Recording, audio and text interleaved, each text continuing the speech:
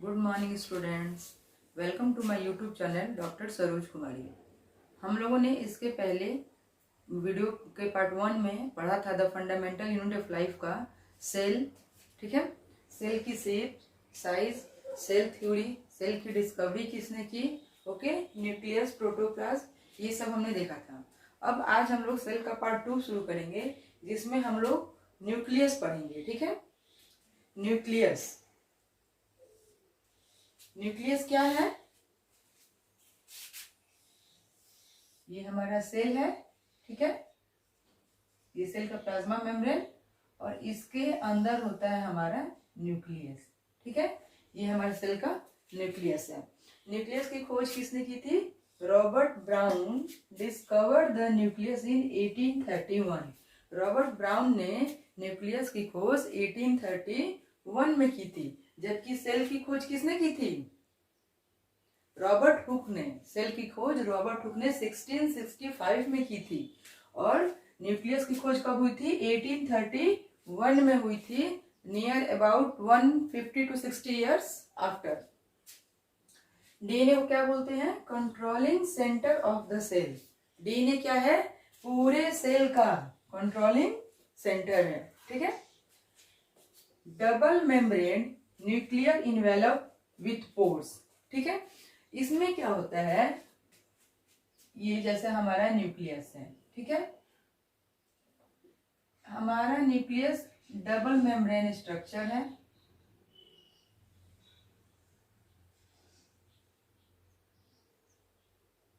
ठीक है, double membrane structure है विथ पोर्स। इसमें पोर्स होते हैं, ये पोर्स, और ये है डबल मेम्ब्रेन स्ट्रक्चर जिसको हम लोग क्या कहते हैं? न्यूक्लियर इन्वेलप या न्यूक्लियर मेम्ब्रेन। इसे हम लोग न्यूक्लियर इन्वेलप या न्यूक्लियर मेम्ब्रेन कहते हैं। ठीक है, इसके अंदर भी जैसे प्लाज्मा मेम्ब्रेन के अंदर और न्यूक्लियस के बाहर जो फ्लूइड लाइक स्ट्रक्चर होता है, इसे हम लोगों ने क्या कहा था? साइटोप्लाज्म।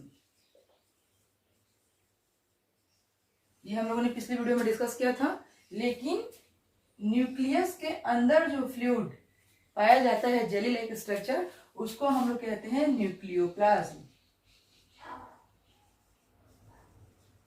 ठीक है, न्यूक्लियस के अंदर होगा तो न्यूक्लियोप्लाज्म, और प्लाज्मा मेम्ब्रेन के अंदर और न्यूक्लियस के बाहर होगा तो साइटोप्लाज्म।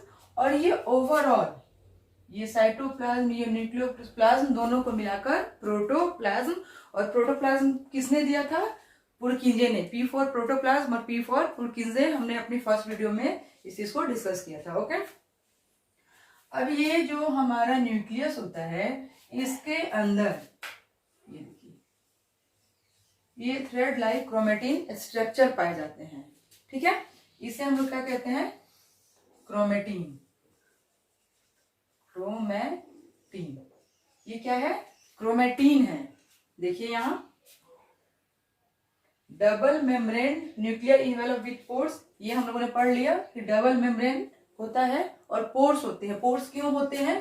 कि जितने भी जेनेटिक मटेरियल या जो कुछ भी होता है, वो क्या होता है? इस पोर्स के थ्रू इन और आउट होता है। साइटोप्लाज्म से न्यूक्लियोप्लाज्म और न्यूक्लियोप्लाज्म से साइटोप्लाज्म। ओके, फिर हमारा आता है क्रोमेटिन।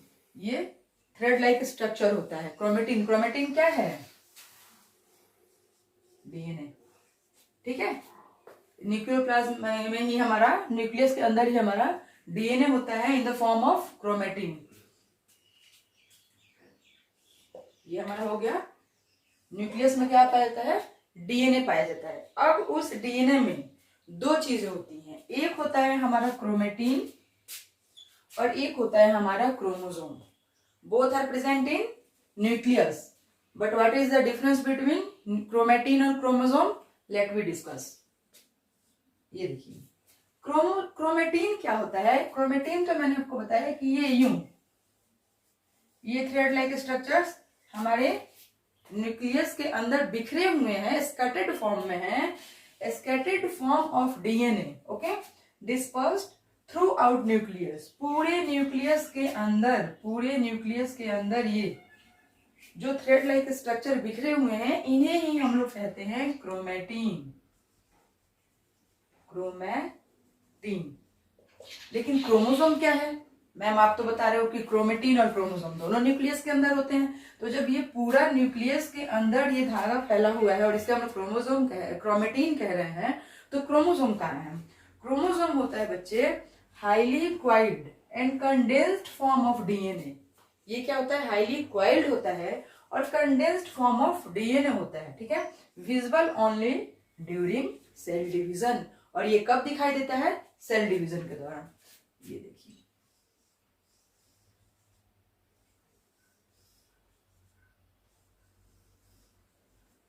ठीक है। ये हो गया हमारा न्यूक्लियस, ये हमारा न्यूक्लियस हो गया। और इस न्यूक्लियस के अंदर, ठीक है, जब सेल डिवीजन के स्टेज पे आता है और वो डिवीजन स्टार्ट करता है, तो ये जितने भी क्रोमेटिन लाइक स्ट्रक्चर होते हैं ये कॉन्डेंस होते हैं और कॉन्डेंस होके ऐसे हो जाते हैं, क्वाइल्ड हो जाते हैं, क्वाइल की फॉर्म में, ठीक है। और इनके ऊपर ये दानेदार रचना पाई जाती है, ठीक है। इसे हम लोग कहेंगे क्रोमोसोम, ठीक है। Any doubt between chromosome and chromatin? No doubt. Chromatin क्या है? अभी वहां बताया मैंने आपने, ये प्यूरे न्यूक्लियस के अंदर स्कैटर्ड फॉर्म में पाए जाते हैं। और क्रोमोसोम क्या होता है? न्यूक्लियस के अंदर ही ड्यूरिंग द सेल डिवीजन ये कॉन्डेंस्ड हो जाते हैं और कॉन्डेंस होकर ये क्या करते हैं? सेल डिवीजन में हेल्प करते हैं। और ये डीएनए क्या है? जेनेटिक मटेरियल है, DNA, D oxy ribose, okay, nucleic acid, D oxy ribose nucleic acid, ठीक है। ये डीएनए है। और आरएनए, डीएनए का स्ट्रक्चर अगर हम लोग देखते हैं तो ऐसे डबल स्टैंडर्ड होता है, ठीक है। ये डबल स्टैंडर्ड होता है और इसी पे प्रोटीन्स क्यों प्रेजेंट होते हैं। ये देखिए, ये जो डबल स्टैंडर्ड डीएनए है इसको हम लोग डीएनए कहेंगे। और एक होता है आरएनए। जब डीएनए ऐसा होता है तो आरएनए कैसा होता है? आरएनए सिंगल स्टैंडर्ड स्ट्रक्चर है, जब ये आरएनए, ठीक है, जब ये सिंगल स्ट्रैंड पाया जाएगा तो उसे हम लोग आरएनए कहेंगे। और जब डबल स्ट्रैंड पाया जाएगा तो उसे हम लोग डीएनए कहेंगे, ठीक है। और ये क्रोमोसोम कब बनता है? ड्यूरिंग द सेल डिवीजन, ठीक है। क्रोमोसोम में दो चीजें होती हैं। पहला होता है हमारा डीएनए, सॉरी, क्रोमोसोम में हमारी दो चीजें होती है, इसको यहां देखिए। पहला होता है डीएनए, ठीक है, और दूसरा होता है प्रोटीन। ये डीएनए क्या करता है? डीएनए हमारा जेनेटिक मटेरियल है। ये डिसाइड करता है कि हमारी आंखें कैसी होंगी, हमारे नोज कैसे होंगे, हमारा कौन सा ब्लड ग्रुप होगा, हमारे अंदर हमारे फादर के कैरेक्टर कितने होंगे, हमारी मदर्स के कैरेक्टर कितने होंगे। ये all things are decided by DNA. ये सभी चीजों को डिसाइड कौन करता है? डीएनए। और प्रोटीन क्या करता है? एनर्जी देने का काम करता है, ठीक है। तो इस पे ये प्रोटीन चिपके हुए होते हैं, ठीक है। All are clear? न्यूक्लियस में एनी डाउट? ठीक है। खोज की रॉबर्ट ब्राउन ने 1831 में न्यूक्लियस को controlling centre of the DNA कहा जाता है। ये डबल मेम्ब्रेन स्ट्रक्चर है, क्लियर। कॉन्टेन डीएनए, न्यूक्लियस में डीएनए पाया जाता है, ओके। डीएनए न्यूक्लियस के अंदर दो स्ट्रक्चर पाए जाते हैं, क्रोमेटिन और chromosome. Any doubt between chromatin और chromosome? No doubt. Chromatin is the thread like structure scattered in DNA, okay, or chromosome are condensed coiled structure in the form of coiled on in the DNA, okay, ठीक ठीक है। अब हम लोग पढ़ेंगे, अब हमने क्या लिखा था, यूनिसेलुलर मल्टीसेलुलर पढ़ लिया था। वो क्या था हमारा, अकॉर्डिंग टू सेल था कि सेल में कितने सेल हैं, एक ऑर्गेनिज्म में कितने सेल हैं। अगर एक सेल है तो यूनिसेलुलर और एक से ज्यादा सेल तो मल्टीसेलुलर। उसी तरह हम लोग पढ़ेंगे types of cell on their basis of nucleus. Nucleus के आधार पे टाइप्स ऑफ सेल कितने पाए जाते हैं। ठीक है, हम लोगों ने यूनिसेलुलर मल्टीसेलुलर देख लिया था। अब हम लोग देखेंगे कि types of cell on the basis of nucleus. ठीक है, वो हमने देखा था सेल के आधार पे कि यूनिसेलुलर मल्टीसेलुलर होते हैं। ये हम लोग न्यूक्लियस के आधार पे देखेंगे कि न्यूक्लियस के आधार पर सेल कैसे होते हैं, उनके कौन कौन से टाइप्स होते हैं। तो न्यूक्लियस के आधार पर सेल दो तरह के होते हैं, prokaryotic cell and eukaryotic cell. ठीक है, प्रोकैरियोटिक सेल, प्रो, ठीक है, प्रो मीन्स प्रिमिटिव, प्रिमिटिव, ठीक है। और कैरियोट बना है कैरियोन शब्द से, कैरियोन, जिसका मतलब होता है न्यूक्लियस।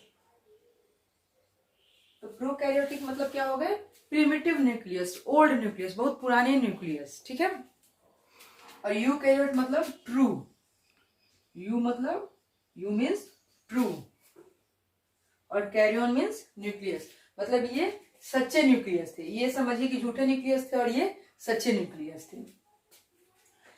प्रोकैरियोटिक क्या है कि न्यूक्लियस इज अनडिफाइंड। न्यूक्लियस क्या होता है, अनडिफाइंड होता है, एंड इज कॉल्ड न्यूक्लियोइड। उसके बाहर, न्यूक्लियस के बाहर क्या होता है, ये अनडिफाइंड होता है। उसका जो ये हम लोग पढ़े थे कि ये pores like double membrane bound होता है। ठीक है, ये प्रोकैरियोट में क्या होता है, नहीं होता है। ये किस में होता है, यूकैरियोट में होता है। तो ये कह रहा है कि nucleus is undefined, nucleus defined नहीं होता है।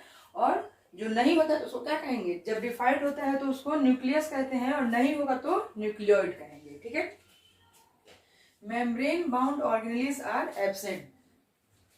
प्रोकैरियोट में मेम्ब्रेन बाउंड ऑर्गेनेल्स नहीं होते हैं। जैसे यूकैरियोट में माइटोकॉन्ड्रिया होगा तो एक मेम्ब्रेन से ऐसे, यही ना है हमारा माइटोकॉन्ड्रिया, तो ये क्या है, एक मेम्ब्रेन से बाउंड है।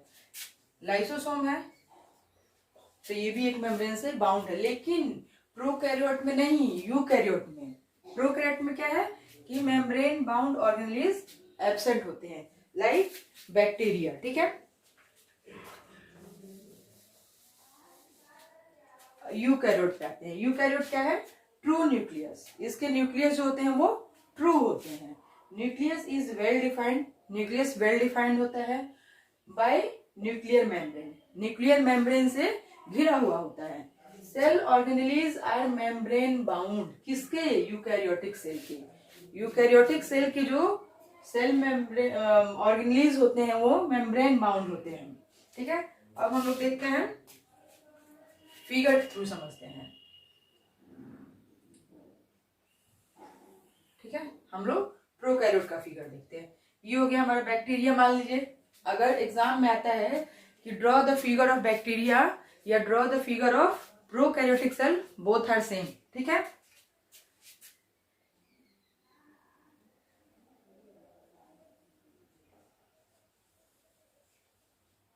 ठीक है, ये हो गया हमारा प्लाज्मा मेम्ब्रेन, ये पीएमजी है।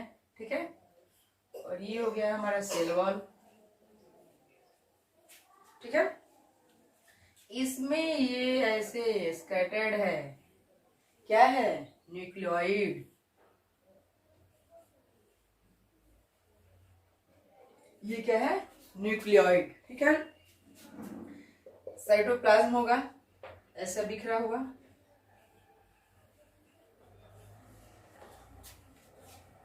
ठीक है, ऐसे बिखरे हुए साइटोप्लाज्म हो गए। इसी में कहीं ऐसे बिखरा हुआ राइबोसोम होगा, राइबोसोम होगा। ठीक है, मैं कहने का क्या मतलब, इसमें फ्लैजिला भी होगा। अब देखिए इसमें फ्लैजिला भी है, क्योंकि ये फिगर किसका है, प्रोकैरियोट का है, या फिर हम बैक्टीरिया का कह सकते हैं। ये हो गया फ्लैजिला, फिगर बैक्टीरिया या प्रोकैरियोट।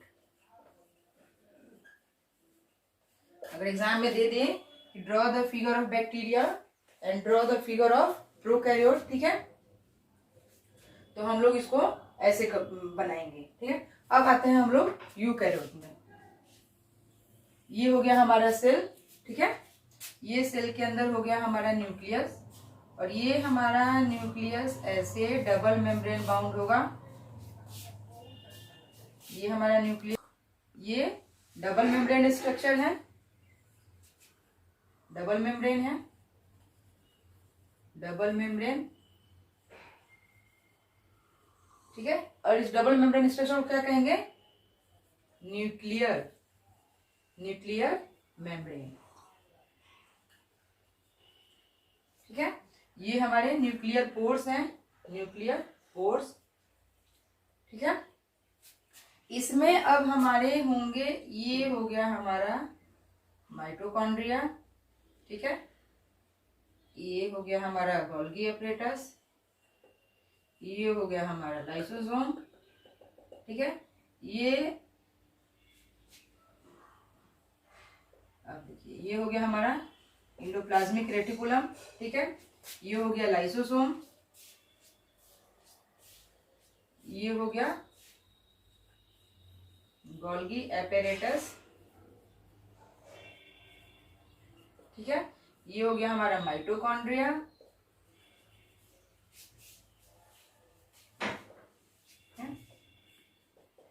Figure eukaryotic cell.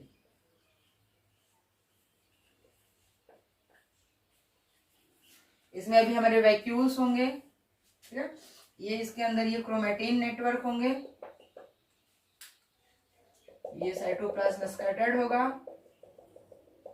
ठीक है। तो जब एग्जाम में आएगा draw the figure of prokaryotic cell and eukaryotic cell, तो प्रोकैरियोटिक सेल आप लोग बना लीजिएगा, ठीक है। इसमें ऑर्गेनेल्स जो है मेम्ब्रेन बाउंड नहीं होती है, ठीक है, ये फ्री होती है, स्कैटर्ड होते हैं। और जब ये न्यूक्लियस जो है स्कैटर्ड होगा तो उसको क्या कहेंगे? न्यूक्लियोइड कहेंगे। और जब ये न्यूक्लियर मेम्ब्रेन से घिरा हुआ होगा तो इसको न्यूक्लियस कहेंगे, ठीक है। Any doubt between prokaryote eukaryote? Clear? Okay. अब हम लोग शुरू करते हैं सेल ऑर्गेनेलीज। सेल ऑर्गेनेलीज क्या होते हैं?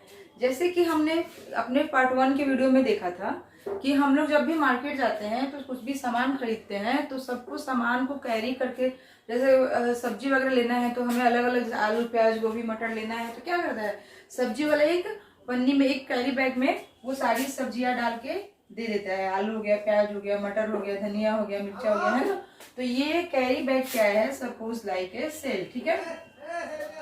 तो जैसे कैरी बैग में हमने अलग अलग चीजें रखी हुई हैं, अलग अलग प्रकार की सब्जियां रखी हुई हैं, ठीक उसी तरह से हमारे सेल के अंदर भी क्या होते हैं? ऑर्गेनेल्स होते हैं, छोटे छोटे। हमारे सेल के अंदर भी छोटे छोटे ऑर्गेनेलीज होते हैं। और ये ऑर्गेनेलीज क्या करते हैं? Cell organelles means little components, okay, organised structure within the cell.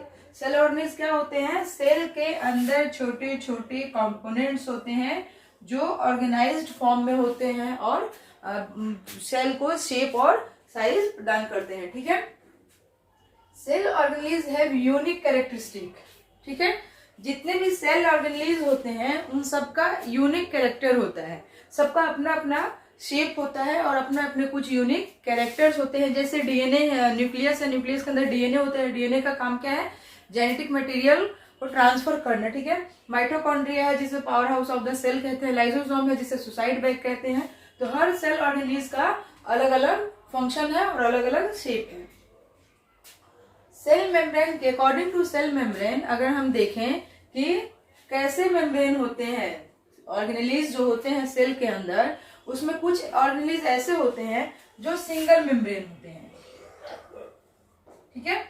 कुछ ऑर्गेनेल्स ऐसे होते हैं जो डबल मेम्ब्रेन होते हैं और कुछ ऑर्गेनेल्स ऐसे होते हैं जिनके पास मेम्ब्रेन होता ही नहीं है, नो मेम्ब्रेन। ठीक है। तो हम देखते हैं कि सिंगल मेम्ब्रेन किसके किसके पास होता है, वैक्यूल, वैक्यूल के पास सिंगल मेम्ब्रेन होता है, ठीक है। लाइसोसोम, लाइसोसोम के पास भी सिंगल मेम्ब्रेन होता है। गोल्गी एपेरेटस, उसके पास भी सिंगल मेम्ब्रेन होता है। इंडोप्लाज्मिक रेटिकुलम, जिसे हम लोग ईआर भी कहते हैं, ठीक है, इसके पास भी सिंगल मेम्ब्रेन होता है। अब आते हैं डबल मेम्ब्रेन पर। न्यूक्लियस, अभी हमने पढ़ा है इसके पहले कि न्यूक्लियस में डबल मेम्ब्रेन होता है। माइटोकॉन्ड्रिया, इसमें भी डबल मेम्ब्रेन होता है। एंड प्लास्टिड्स, प्लास्टिड्स में भी क्या होते हैं, डबल मेम्ब्रेन होते हैं। नो मेम्ब्रेन, ऐसे कौन से ऑर्गेनेलीज हैं जिनका मेम्ब्रेन ही नहीं होता है, राइबोसोम, सेंट्रोसोम, ठीक है। दो ऑर्गेनेलीज ऐसे हैं सेल के जिनके पास कोई मेम्ब्रेन नहीं होता है, ठीक है, और कुछ के पास single membrane, vacuole, lysosome, Golgi apparatus, endoplasmic reticulum, ठीक है। डबल मेम्ब्रेन पूछेगा अगर एग्जाम में क्वेश्चन आ जाए कि which cell organelles have double membrane, nucleus, mitochondria, plastid. Which cell organelles have no membrane, ribosome, centrosome, ठीक है। Single membrane, vacuole, lysosome, Golgi apparatus, ER, ठीक है। All are clear. Cell organelles में हमारा सबसे पहला आता है इंडोप्लाज्मिक रेटिकुलम, ठीक है, जिसे हम लोग ईआर भी कहते हैं। इंडोप्लाज्मिक रेटिकुलम को हम लोग ईआर भी कहते हैं। इंडोप्लाज्मिक रेटिकुलम क्या है, a network of interconnecting membrane tube like structure.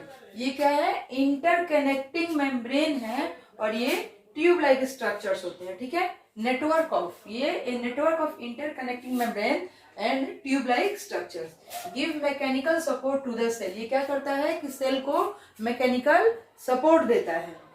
Intercellular transport, endoplasmic reticulum क्या कहता है, सेल के अंदर ट्रांसपोर्ट का काम भी करता है। प्रोटीन बनाता है, लिपिड में प्रोटीन लिपिड का सिंथेसिस भी करता है, ठीक है। अब इंडोप्लाज्मिक रेटिकुलम के टू टाइप्स होते हैं। First rough endoplasmic reticulum and second smooth endoplasmic reticulum.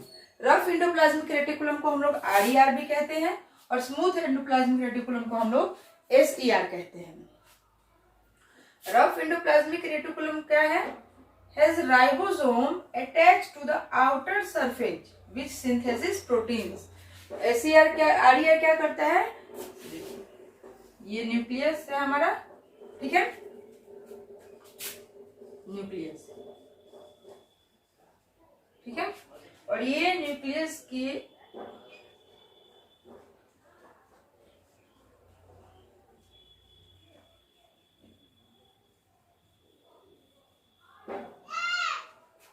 ये न्यूक्लियस के चारों तरफ क्या होता है, इंडोप्लाज्मिक रेटिकुलम प्रेजेंट होता है। कुछ इंडोप्लाज्मिक रेटिकुलम के कुछ पार्ट्स पे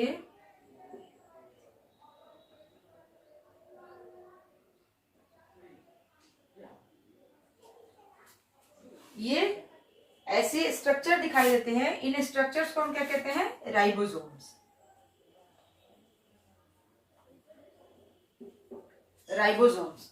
और कुछ इंडोप्लाज्मिक रेटिकुलम के ऊपर कोई स्ट्रक्चर नहीं होता है, जिसे हम कहते हैं, और राइबोसोम के प्रेजेंस के कारण इसे हम लोग क्या कहेंगे, आरईआर,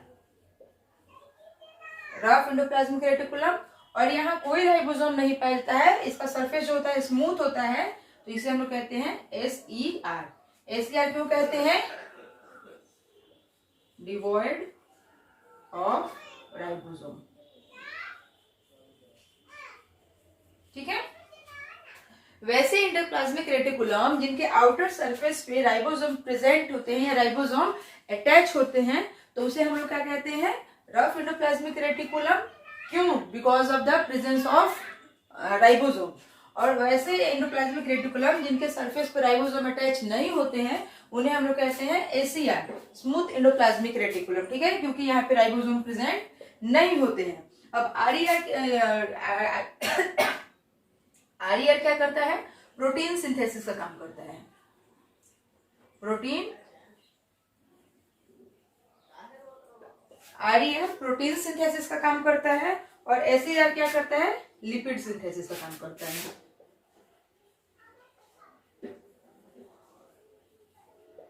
एसईआर क्या करता है, लिपिड सिंथेसिस का काम करता है, ठीक है।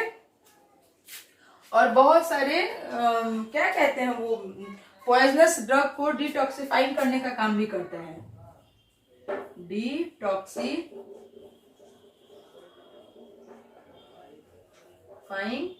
Poisonous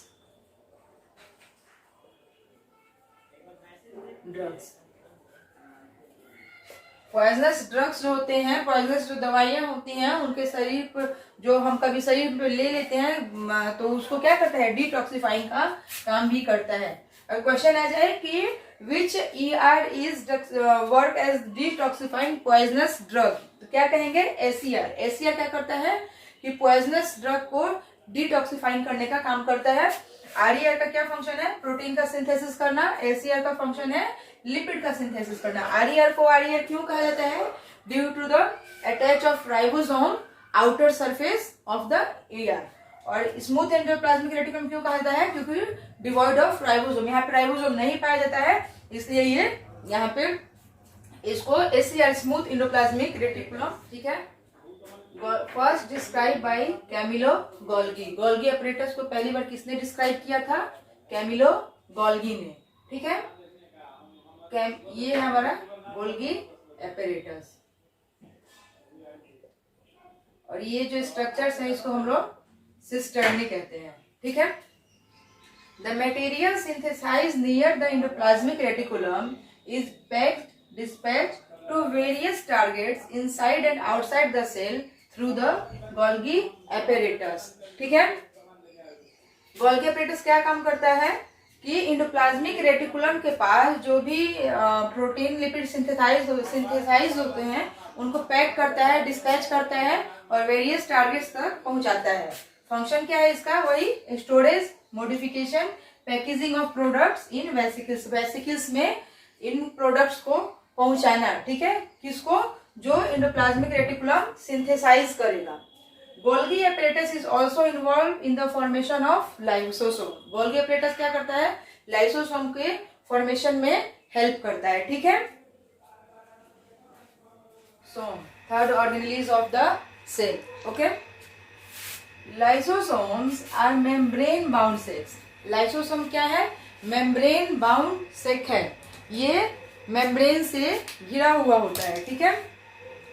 field with digestive enzyme, इसमें क्या भरे हुए होते हैं, डाइजेस्टिव एंजाइम भरे हुए होते हैं, ठीक है। Lysosomes are kind of waste disposal system of the cell. Lysosome को हम लोग क्या कहते हैं, सेल का वेस्ट डिस्पोजल सिस्टम कहते हैं। क्यों कहते हैं, क्योंकि हमारे जितने भी सेल डेड हो जाते हैं, जो मर जाते हैं, उनको डाइजेस्ट करने का काम कौन करता है, लाइसोसोम करता है, इसलिए हम लोग लाइसोसोम को वेस्ट डिस्पोजल सिस्टम भी कहते हैं, ठीक है। Lysosomes are able to digest the dead cells. Lysosome किसमें एबल होता है, डेड सेल्स, जितने भी सेल डेड होते हैं, जैसे ये हमारा बॉडी है, तो ये बॉडी क्या है, मिलियन ट्रिलियन सेल से मिल के बना हुआ है ना। तो इसमें क्या करते हैं कि जैसे यहाँ पे चोट लग गई, तो ये क्या हुआ कि इतनी दूर के सेल्स जो होते हैं वो मर जाते हैं। तो ये जो मरे हुए सेल्स होते हैं, इन सेल्स को डाइजेस्ट करने का काम कौन करता है, लाइसोसोम करता है। अगर उन सेल को ये डाइजेस्ट नहीं करे तो वो सेल क्या होंगे, वैसे के वैसे वहां पड़े रह जाएंगे, सड़ गल जाएंगे और हमारे बॉडी में बहुत सारी इन्फेक्शियस डिजीज फैल जाएंगे, ठीक है। तो उन सभी को डाइजेस्ट करने का काम कौन करता है, डेड सेल्स को लाइसोसोम करता है। क्योंकि इसके पास क्या होता है, बिकॉज लाइसोसोम है डाइजेस्टिव एंजाइम, क्योंकि इनके पास पचाने वाले एंजाइम्स होते हैं, इसलिए लाइसोसोम क्या करता है, जितने भी डिस्पोजल होते हैं या डेड सेल्स होते हैं उन सबको डाइजेस्ट कर जाता है, ठीक है। Digestive enzymes are capable of breaking down all organic matter. और ये डाइजेस्टिव एंजाइम क्या करते हैं, कैपेबल होते हैं सारे ऑर्गेनिक मटेरियल को तोड़ तोड़ के पचाने में, ठीक है। When the cell gets damaged, जब हमें चोट लगती है या किसी कारणवश कोई सेल डेड हो जाता है, तो वहां पे क्या होता है, लाइसोसोम में ब्रस्ट, लाइसोसोम फूट जाता है, अपने आप को तोड़ लेता है, ठीक है। और the enzymes digest their own cells, और वो लाइसोसोम के फटने से क्या होता है कि उस लाइसोसोम के सेल के जो सेल होते हैं वो खुद को वो उसको डाइजेस्ट कर जाता है, ठीक है। Lysosomes are also known as suicide bag of the cell. Cell का सुसाइड बैग किसे कहा जाता है? लाइसोसोम को कहा जाता है। क्यों कहा जाता है? क्योंकि लाइसोसोम क्या करता है कि जितने भी डैमेज सेल्स होते हैं, डिस्पोजल होते हैं, उन सभी को क्या करता है? डाइजेस्ट कर जाता है। क्यों? क्योंकि उसके पास डाइजेस्टिव एंजाइम्स होते हैं। तो इसे सुसाइड बैग भी कहा जाता है। सुसाइड बैग क्यों कहा जाता है? कि कभी कभी लाइसोसोम क्या करता है कि अपने ही सेल्स को खा जाता है। Digestive enzymes are made by RER. और ये डाइजेस्टिव एंजाइम्स कौन बनाता है? ये डाइजेस्टिव एंजाइम्स हमारे आरईआर बनाते हैं। याद है आरईआर क्या है? अभी इसके पहले हम लोगों ने पढ़ा था। ये हमारा सेल हो गया, ये हो गया हमारा न्यूक्लियस, ठीक है। और इस न्यूक्लियस के ऊपर ऐसे ट्यूब्स लाइक स्ट्रक्चर होते हैं, ठीक है, जिसे हम ईआर बोलते हैं, एंडोप्लाज्मिक रेटिकुलम। और इस एंडोप्लाज्मिक रेटिकुलम के आउटर सरफेस पे ऐसे डॉट्स डॉट्स लाइक स्ट्रक्चर होते हैं। और इन्हीं डॉट्स को हम लोग क्या कहते हैं? ये डॉट्स क्या है? राइबोसोम है, राइबोसोम्स। ये डॉट्स क्या है? राइबोसोम्स है। और due to the presence of ribosomes on the endoplasmic reticulum, the endoplasmic reticulum we called RER, rough endoplasmic reticulum. Ribosome के एंडोप्लाज्मिक रेटिकुलम के आउटर सरफेस पे राइबोसोम ऐसे अटैच होते हैं। और ऐसे अटैच होने के कारण हम क्या कहते हैं? इसे RER बोलते हैं, रफ एंडोप्लाज्मिक रेटिकुलम कहते हैं, ठीक है। और जहां पे राइबोसोम अटैच नहीं होते हैं उसको हम लोग क्या कहते हैं? SER कहते हैं, स्मूथ एंडोप्लाज्मिक रेटिकुलम कहते हैं। क्यों कहते हैं? क्योंकि यहाँ पे RER है और यहाँ पे राइबोसोम है, वहां पे राइबोसोम नहीं है। ये मैंने आप लोग को एंडोप्लाज्मिक रेटिकुलम जब मैं पढ़ा रही थी तब मैं पढ़ा चुकी हूँ, ठीक है। तो हम लोगों ने लाइसोसोम में क्या देखा? मेन अगर एग्जाम में आप लोग को क्वेश्चन पूछता है कि which cell organelle is called we suicide bag, तो वहां हम लोग क्या कहेंगे? लाइसोसोम, ठीक है। Lysosome known as the suicide bags. Why? Because when the cell damage, lysosome में burst and their enzyme digest their own cells, ठीक है। और ये डाइजेस्टिव एंजाइम बनाता कौन है? तो ये डाइजेस्टिव एंजाइम हमारे रफ एंडोप्लाज्मिक रेटिकुलम का जो RER होता है, सॉरी एंडोप्लाज्मिक रेटिकुलम का जो RER होता है वो बनाता है। ओके, लाइसोसोम पढ़ा हमने। लाइसोसोम के बाद हम लोग नेक्स्ट ऑर्गेनेली क्या है? माइटोकॉन्ड्रिया। माइटोकॉन्ड्रिया पढ़ेंगे, ठीक है।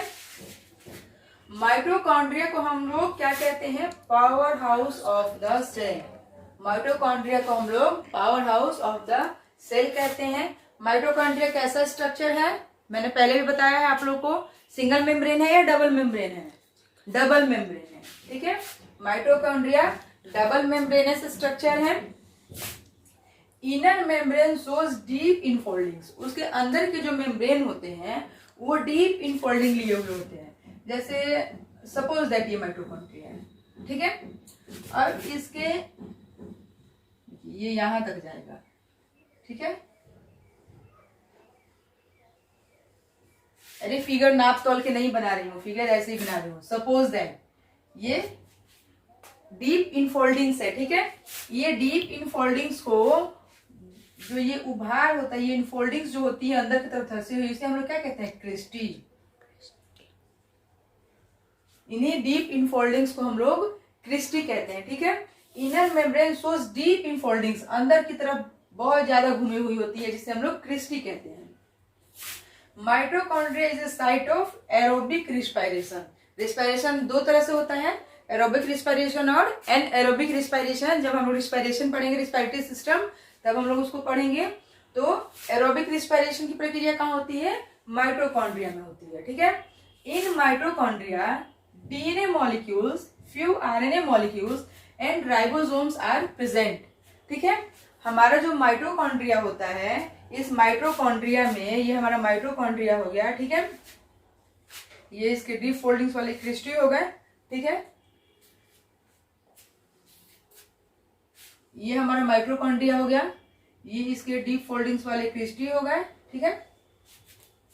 अब इसमें हमारा DNA भी होगा। कैसा होगा? इन द फॉर्म ऑफ क्रोमेटिन, ठीक है। इसमें हमारा RNA भी होगा, ठीक है। ये हो गया हमारा RNA, ये हो गया हमारा DNA, ठीक है।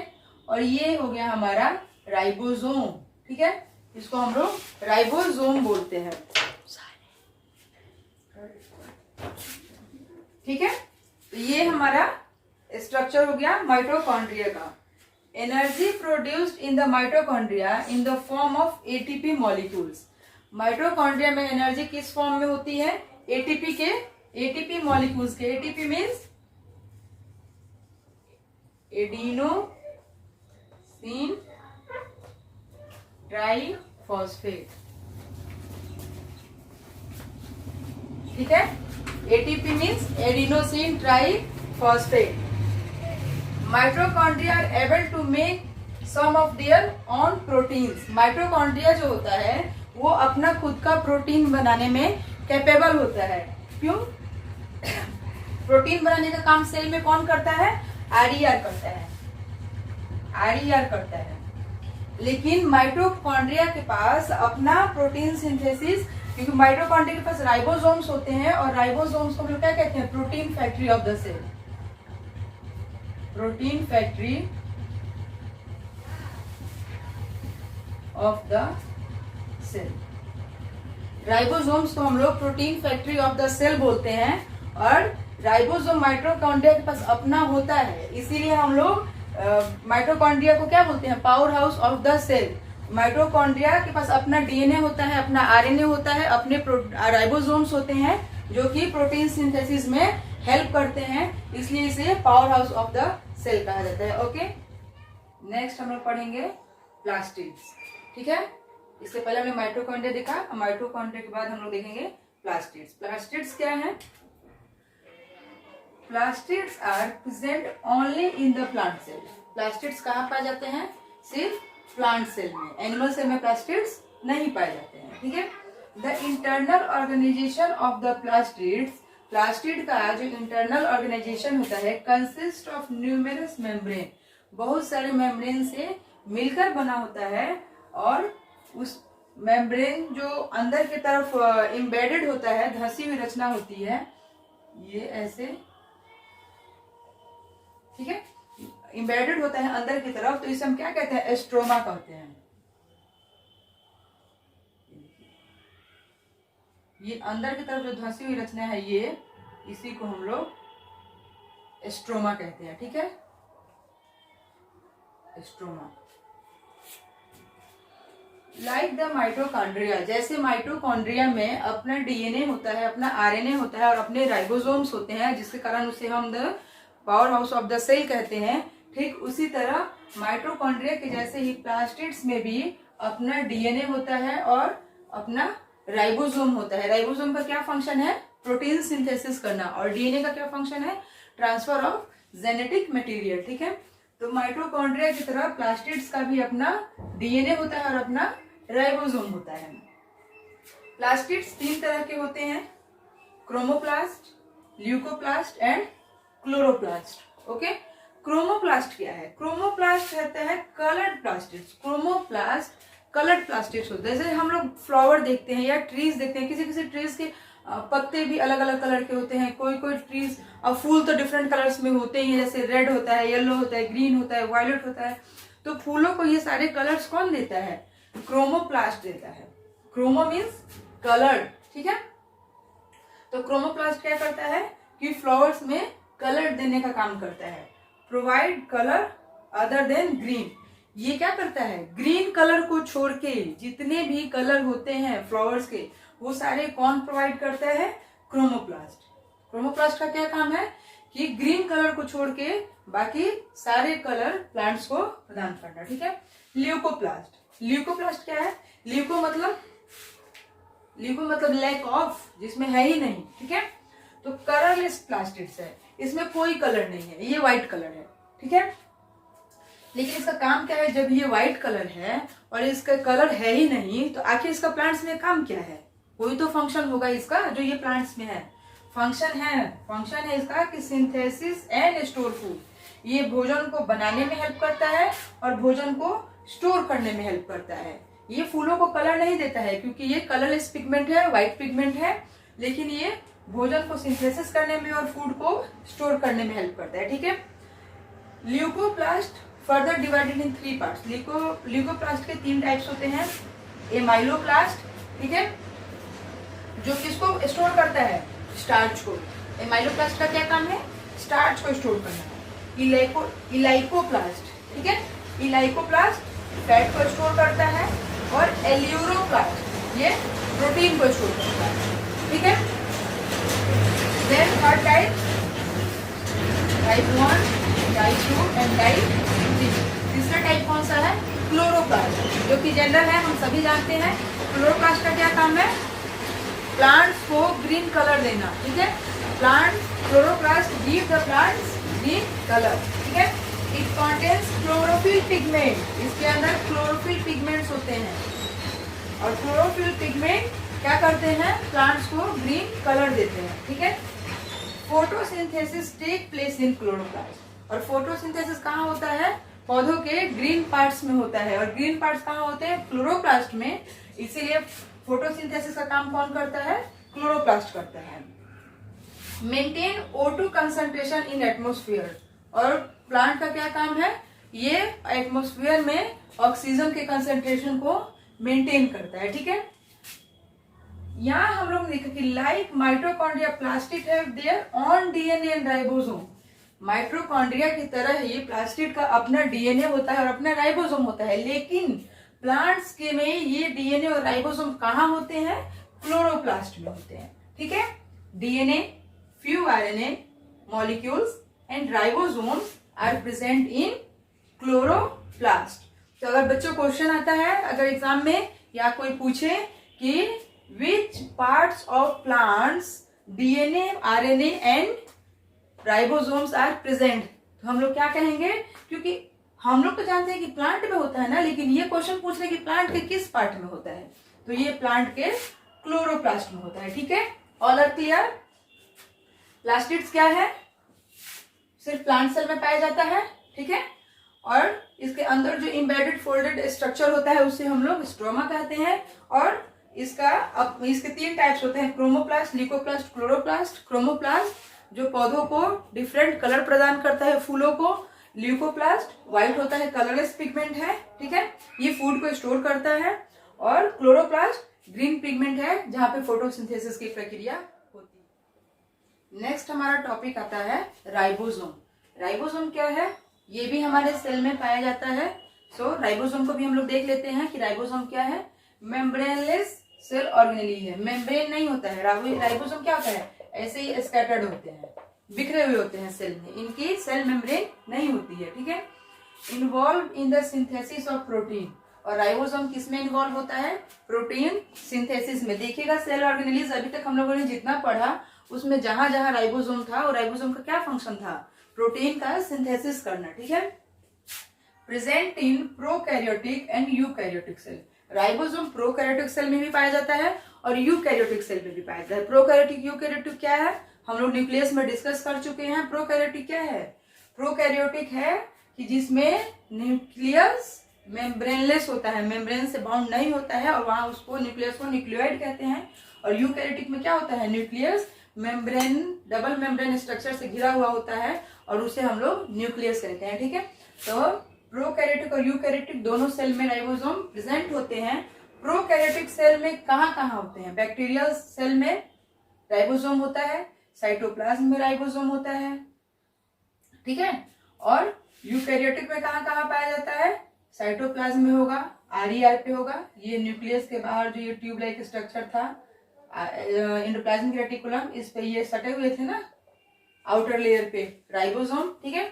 माइटोकॉन्ड्रिया में पाया जाता है राइबोसोम, तभी तो इसका अपना राइबोसोम होता है, तभी तो ये power house of the cell होता है ना, क्योंकि ये क्या करता है, प्रोटीन का सिंथेसिस खुद कर लेता है। हमारे सेल ऑर्गेनेलीज का, हमारे सेल का सबसे पावरफुल ऑर्गेनेलीज कौन सा है, माइटोकॉन्ड्रिया है। क्यों है, क्योंकि अगर कभी सेल से इसका झगड़ा हो जाए तो ये क्या कहेगा, जाओ जी जाओ, तुम्हारे बिना मेरा काम हो जाएगा। क्यों हो जाएगा, क्योंकि इसके पास अपना डीएनए है, अपना आरएनए है, ठीक है, तो ये अपना जेनेटिक मटेरियल का ट्रांसफर खुद ही कर लेगा। और इसके पास क्या है, अपना राइबोसोम है, अपना राइबोसोम है, जिससे ये अपने प्रोटीन खुद ही बना लेगा। तो कभी कभी क्या होता है कि हमारे सेल में प्रोटीन की कमी हो जाती है, और वो प्रोटीन का सिंथेसिस कौन करता है, माइटोकॉन्ड्रिया कहता है, तभी तो इसके पास पावर होती है। कहता है कि मैं तुम्हारे सेल ऑर्गेनेलिज का सबसे पावरफुल ऑर्गेनेल हूँ, ठीक है। और क्लोरोप्लास्ट में अभी हम लोगों ने पढ़ा क्लोरोप्लास्ट में भी सेल ऑर्गेनेलिज पाए जाते हैं, ठीक है। अब लास्ट हमारा एक टॉपिक बचता है वैक्यूल्स, ठीक है। इसके बाद हमारे सेल ऑर्गेनेलिज खत्म और इसके साथ ही हमारा खत्म होता है the fundamental unit of life, ठीक है। तो इसमें अब हम नेक्स्ट पढ़ते हैं वैक्यूल्स। नेक्स्ट और लास्ट टॉपिक है हमारा वैक्यूल्स, ठीक है।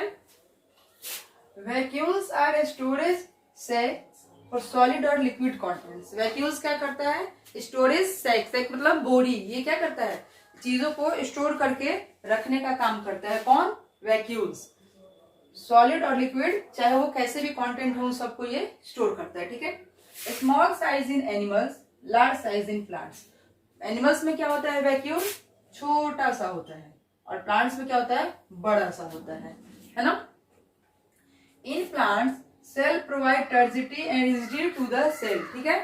प्लांट्स में क्या होता है? ये सेल वैक्यूल्स जो है, ये वैक्यूल्स जो है प्लांट्स में वैक्यूल क्या करता है? सेल को टर्जिटी और रिजिडिटी प्रदान करता है, ठीक है। इन यूनिसेलुलर में सबसे best example amoeba. The food vacuole contain food item that the amoeba has consumed, ठीक है। अमीबा जो फूड आइटम लेता है, अमीबा फूड को इन्वॉल्व कैसे करता है? Endocytosis, exocytosis, endocytosis. ये अमीबा है, ठीक है। ये फूड को क्या करता है? ऐसे एंडोसाइटोसिस अंदर जाना, एक्सोसाइटोसिस बाहर आना। तो अमीबा जो फूड को लेता है वो जाके कहाँ स्टोर करता है? ये वैक्यूल में करता है। तो ये वैक्यूल जो है अमीबा में फूड वैक्यूल का काम करता है, ठीक है। Many substances of importance in the life of the plant cell are stored in the vacuoles. बहुत से ऐसे सब्सटेंस होते हैं जो प्लांट सेल में स्टोर किए जाते हैं, ठीक है। और स्टोर करके उनको यूज किया जाता है। तो वो स्टोर करने का काम कौन करता है? वैक्यूल्स करता है। कहाँ? प्लांट्स में। और वो सब्सटेंसेस कैसे होते हैं? जैसे these include amino acid, sugars, various organic acid, ठीक है, सम प्रोटीन्स। इन सब चीजों को प्लांट में स्टोर कौन करता है? वैक्यूल्स करता है, ठीक है। क्लियर? वैक्यूल्स भी हमारा क्लियर हो गया। और इसके साथ ही हमारे खत्म होते हैं सारे सेल ऑर्गेनेलिज और हमारा पूरा chapter the fundamental unit of life, ठीक है। और हमारे वीडियो को आप देखिए और लाइक और सब्सक्राइब करते रहें। Thank you.